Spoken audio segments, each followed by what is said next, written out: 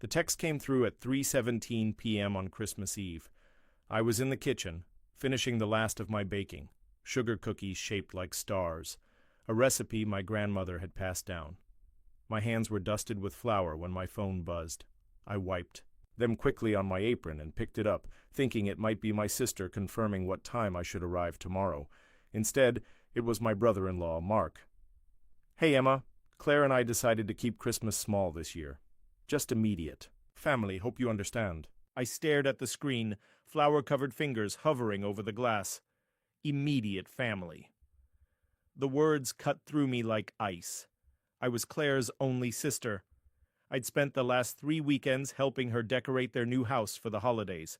I had taken my nephew Tommy shopping for his parents' gifts just yesterday. More importantly, I had purchased all the groceries for tomorrow's dinner, the 20-pound turkey currently thawing in my refrigerator, the ingredients for stuffing, for cranberry sauce, for pies. Claire and I had planned the menu together. I had even picked up the special bottle of bourbon Mark had requested. When I finally managed to text back, "What about the food I bought and all the presents?" there was no response. Not that evening, not the next morning. Just silence, as if I'd suddenly vanished from their lives. I woke up on Christmas morning to an empty house and a refrigerator full of food meant for a family gathering that would now happen without me. I considered delivering everything to their doorstep, but something stopped me. Perhaps pride, perhaps the growing suspicion that this wasn't just about keeping Christmas small. There was something else going on, so I sat alone with my coffee, watching the snow outside my window, wondering what I had done to deserve being cut from my own family's Christmas. At 11:30, my phone rang. It was Tommy, my 8-year-old nephew, calling from his new tablet. "Aunt Emma? Why aren't you here? When are you coming?" His voice was small and confused. "Mommy said you're busy today." I felt my throat tighten. "Tommy, sweetie, I don't think I was invited this year." There was a pause, and then, "But that doesn't make sense. You bought all the food." I heard Claire's voice in the background suddenly, sharp and urgent, and then the call abruptly ended. 5 minutes later, I received another text from Mark. "Please don't involve Tommy in adult matters." Something inside me hardened. This wasn't just about Christmas dinner. This was about something else entirely. I spent the rest of Christmas Day alone boxing up the untouched food for the local shelter. But as I worked, a quiet determination took root. I would find out what was happening, and I would not be pushed aside so easily. The cookies I had baked remained on the counter, uneaten. Outside, the snow continued to fall, covering everything. In pristine white, it would have been the perfect Christmas. Instead, it became the day I realized my relationship with my sister needed to be reassessed entirely. It was the beginning of a long journey that would reveal far more than I ever expected to learn about family, loyalty, and what happens when those we love most betray our trust. The turkey went into the freezer. The presents remained wrapped under my own small tree. And I made myself a promise. Next Christmas would be very different indeed.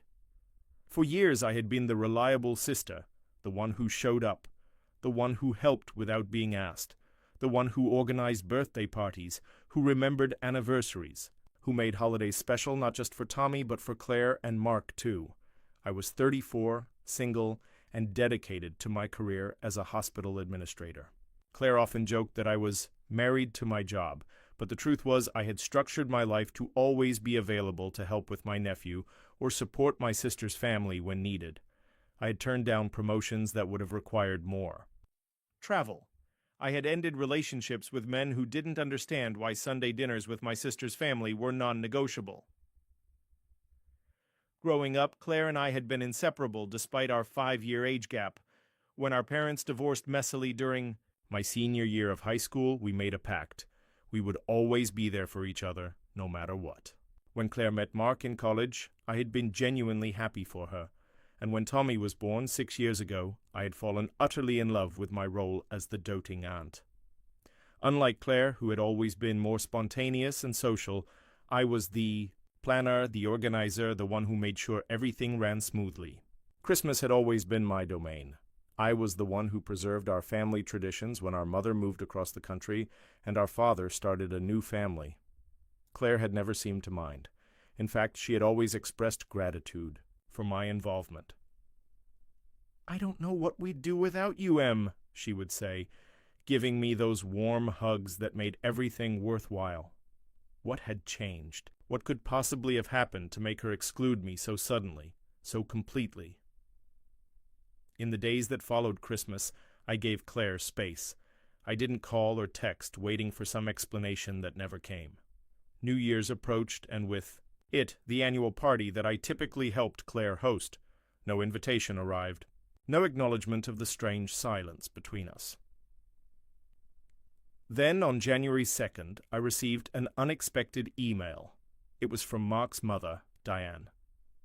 "Emma, I hope you had a lovely Christmas despite the circumstances. Claire mentioned you weren't feeling well. I wanted to thank you for the beautiful scarf. How did you know blue was exactly what I wanted? Tommy misses you terribly and keeps asking when you'll visit. Perhaps once you're feeling better. Sending love, Diane." I stared at the message in disbelief. Not feeling well? Claire had told her family I was sick? I didn't respond immediately. Instead, I started paying closer attention. I checked Claire's social media accounts, which showed perfectly posed holiday photos. The four of them, Mark's parents included, gathered around the table I had helped her set up weeks ago, enjoying the dinner I had planned and purchased. "Perfect family Christmas," read the caption. I noticed other details too. Claire had recently befriended Allison, Mark's attractive new colleague. There were several photos of them together at what appeared to be office parties, with Mark always in the background, watching. Claire had never mentioned this new friendship to me. I also realized that Mark had recently changed his Facebook privacy settings. We were still friends, but his posts were no longer visible to me. What was he hiding? Tommy's school had a public calendar online, and I saw that the winter concert was scheduled for January 10th. In past years, I had always attended these events, sitting proudly beside Claire and Mark. Would they tell me about it this time?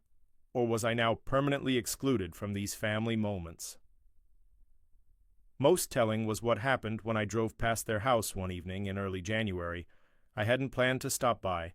I was simply taking my usual route home from work. But as I approached, I saw Allison's distinctive red SUV parked in the driveway. Claire had people over, people who weren't family, yet I remained uninvited. I began keeping a journal of these observations, not out of pettiness, but because something felt deeply wrong, and my instincts told me to document everything. Years of working in healthcare administration had taught me the value of detailed documentation when situations turned complicated. Meanwhile, I continued my life as normally as possible. I accepted a dinner invitation from colleagues I usually turned down. I joined a weekend hiking group I'd been putting off. I even downloaded a dating app, something Claire had been pushing me to do for years. But beneath this veneer of normalcy, I was watching and waiting.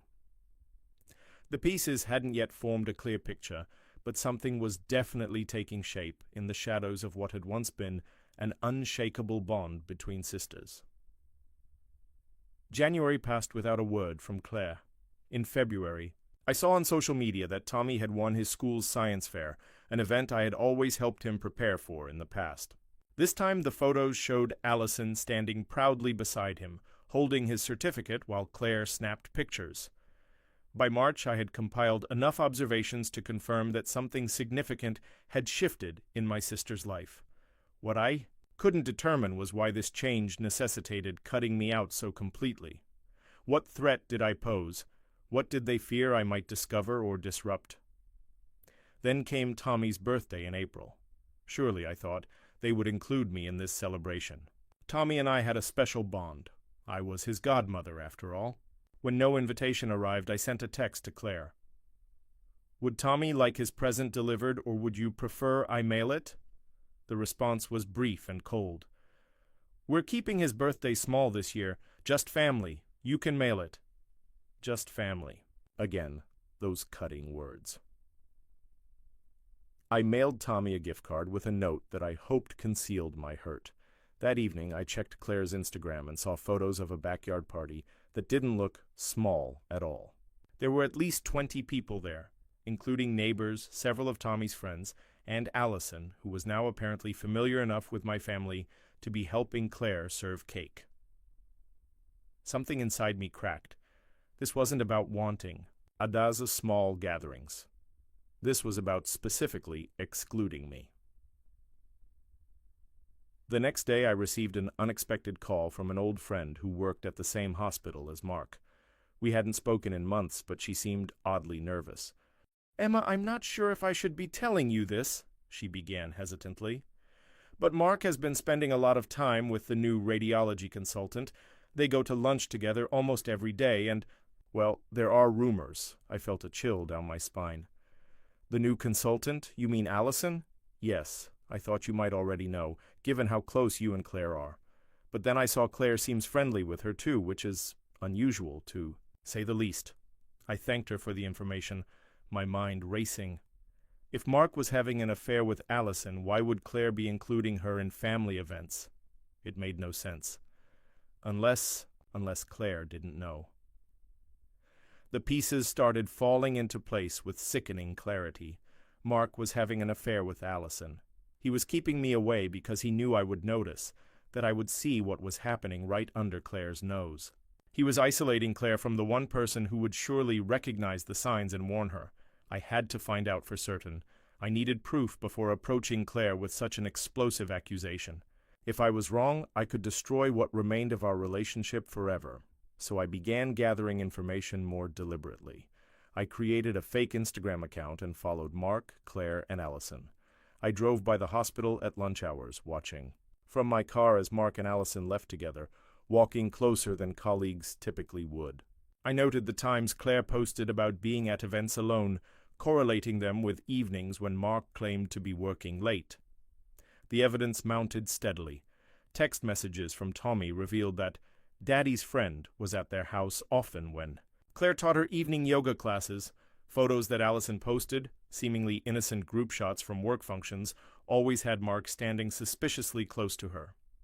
By June, I had compiled a digital folder filled with screenshots, dates, times, and observations. The pattern was undeniable. Mark was not only having an affair with Allison, but was brazenly conducting it in places where he might easily be caught, except he had successfully removed the one person most likely to notice: me. Most disturbing of all was how he seemed to be manipulating Claire into befriending Allison, creating a twisted scenario where my sister was unwittingly welcoming her husband's mistress into their home, their family events, their child's life. I had my proof. Now I had to decide what to do with it. The ethical dilemma weighed heavily on me. Did Claire have a right to know? Absolutely. Would learning the truth cause her immense pain? Undoubtedly. Was it my place to deliver this devastating information? I wasn't sure. What I did know was that I couldn't approach Claire directly. Months of silence had created a wall between us, and Mark had likely been feeding her reasons to distrust me during that time. If I simply showed up with accusations about her husband, she might refuse to even look at my evidence. I needed another way to reveal the truth, one that would be impossible for Claire to dismiss or for Mark to explain away.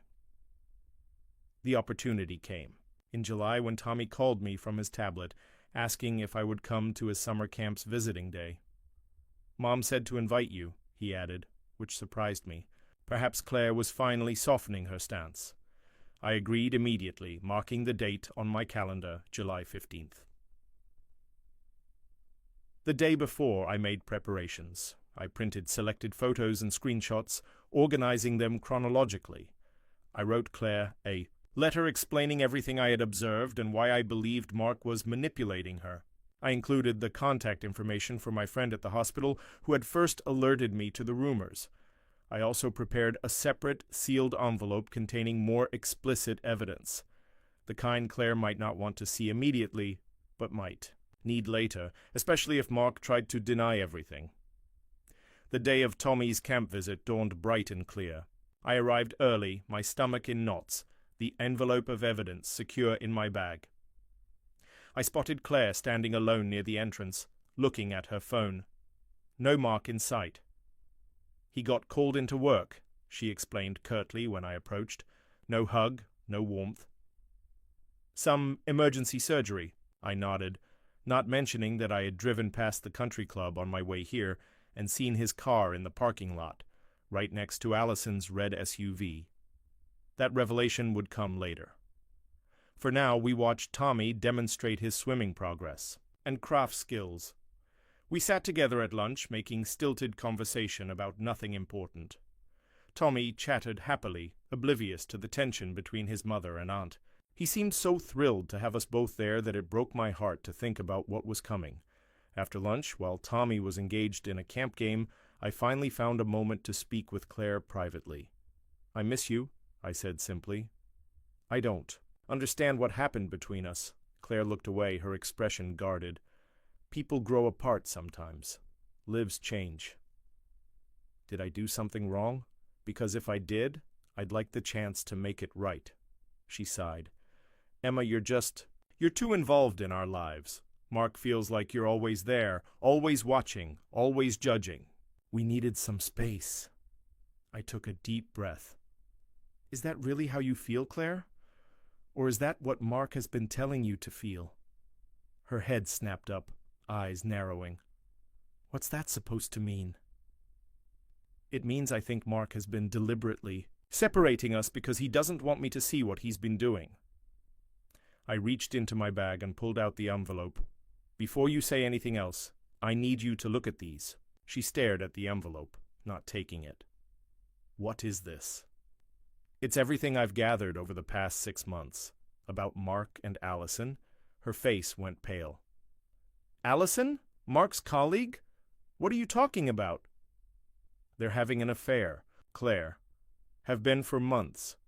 That's why he didn't want me around for Christmas, because I would have noticed how he looked at her. That's why he's been encouraging you to befriend her, so he can see her even when he's with you."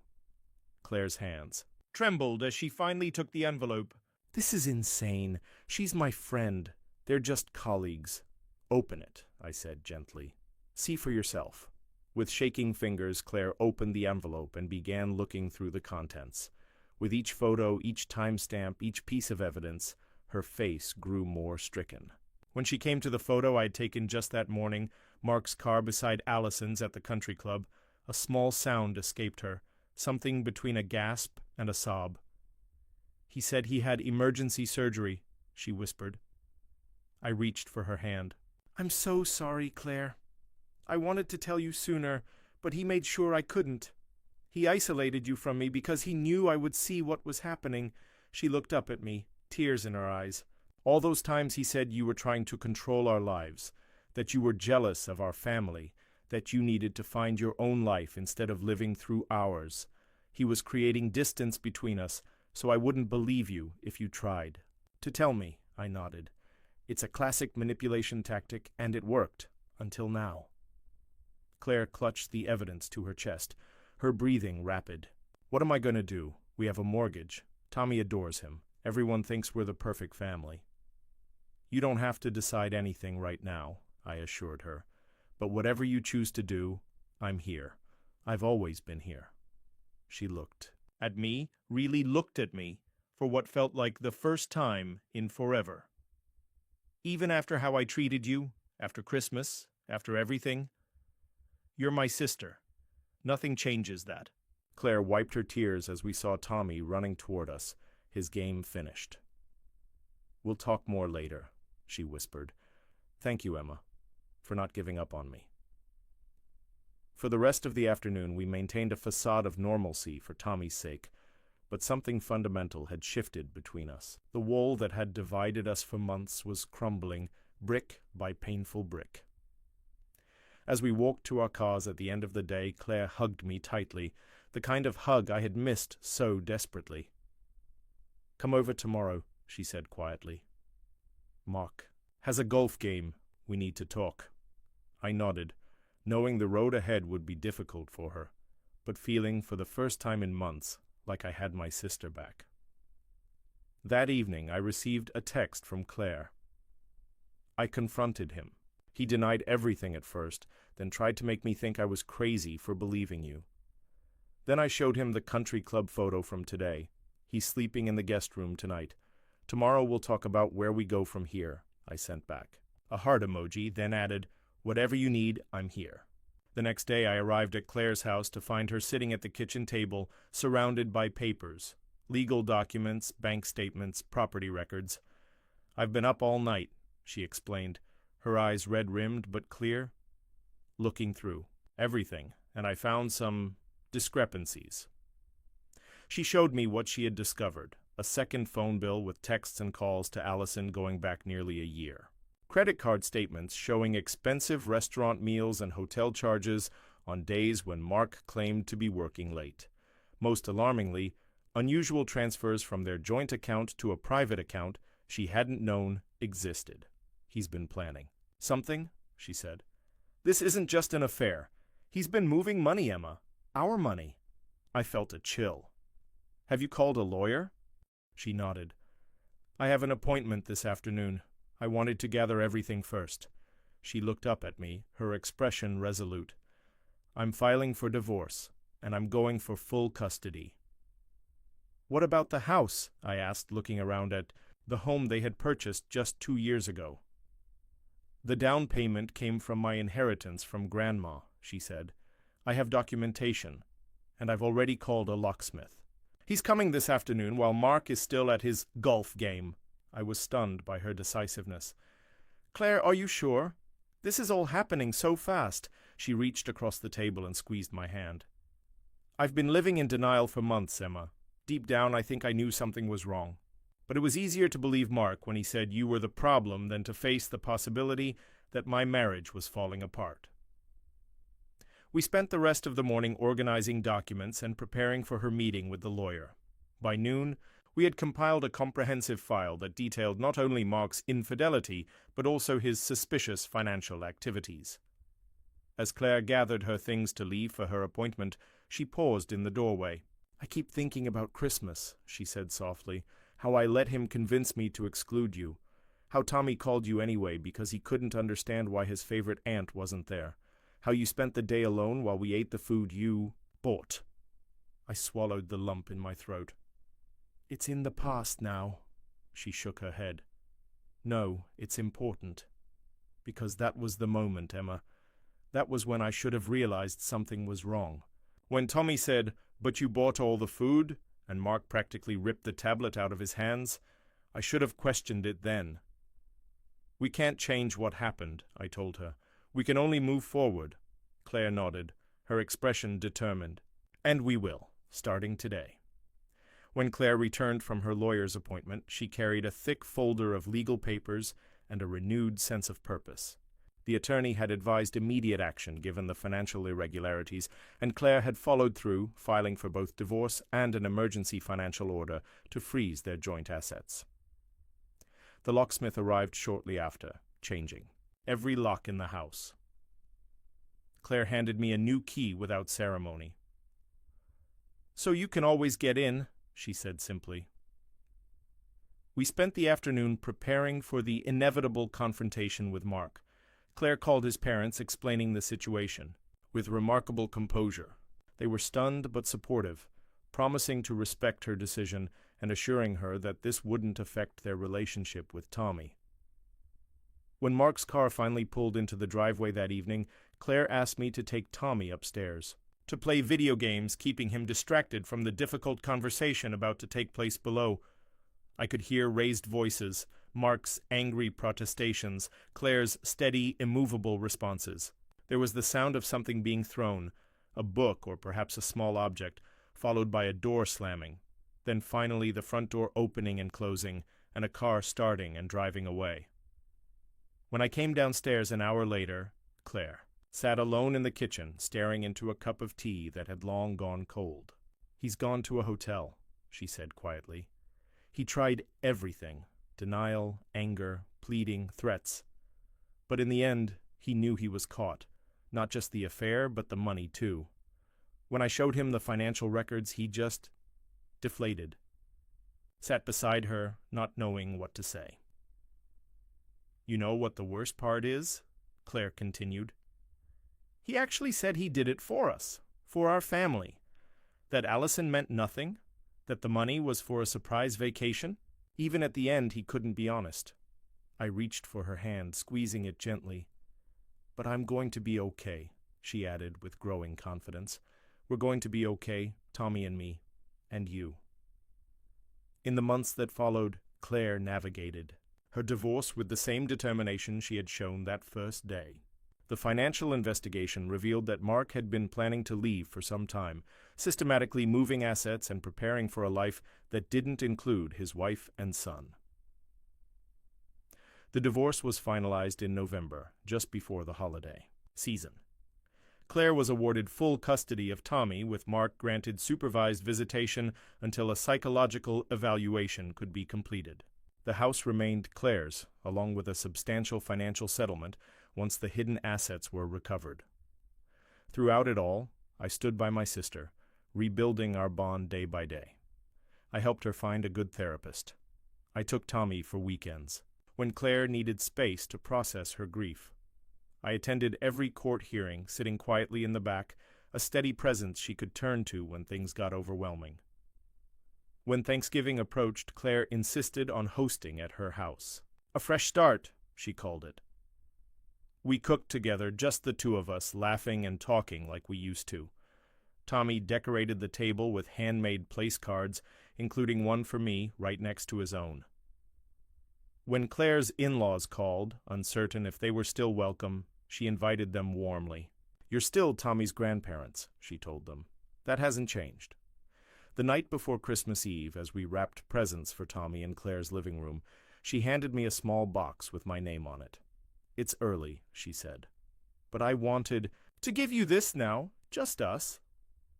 Inside was a delicate silver bracelet with 2 intertwined hearts. "For my sister," Claire said, her eyes bright with tears, "who never gave up on me even when I pushed her away, who saw the truth when I couldn't, who was always there, waiting, when I finally found my way back." I slipped the bracelet onto my wrist, too moved to speak. "Remember last Christmas?" Claire asked. "When Tommy called you and said, 'But you bought all the food?' That moment haunted me for months. It was the first crack in the wall Mark had built between us." I nodded, remembering the pain of that day, how alone I had felt. "This year is different," Claire continued. "This year, you're not just invited to Christmas dinner, you're essential to it. Because that's what you've always been to us, Emma. Essential." The next morning, Tommy bounded downstairs to find both his mother and his aunt preparing breakfast together. Later, we would decorate the tree, bake cookies, and wrap the last of the presents. The house was warm and bright, filled with the smells of cinnamon and pine. Claire's divorce had been formalized. Mark had moved to another state with Allison, quietly and without fanfare. The financial deception had been addressed through legal channels. Most importantly, the bond between sisters had been restored, stronger than before. As we sat down to breakfast, Tommy looked around the table and smiled. "This is the best Christmas ever," he declared. Claire caught my eye across the table and smiled. "Yes," she agreed, "because we're with the people who truly love us." I felt the weight of my silver bracelet against my wrist, a permanent reminder of how close we had come to losing each other, and how fiercely we would protect our bond going forward. Outside, snow began to fall, covering everything in a blanket of pristine white, a clean slate, a fresh beginning, just like us. Next year we would make new traditions. Next year we would continue healing. Next year would bring its own challenges and joys. But for now, in this moment, surrounded by the people I loved most in the world, I was exactly where I belonged. At last, I was home for Christmas. If you enjoyed this true story of family deception and ultimate triumph of sisterhood, please make sure to like, subscribe, and share with others who might find strength in this journey. Sometimes the hardest betrayals lead to the most beautiful renewals. Leave a comment below sharing your own holiday family stories. Have you ever experienced a sudden exclusion that led to a deeper truth? Your support means everything to this channel.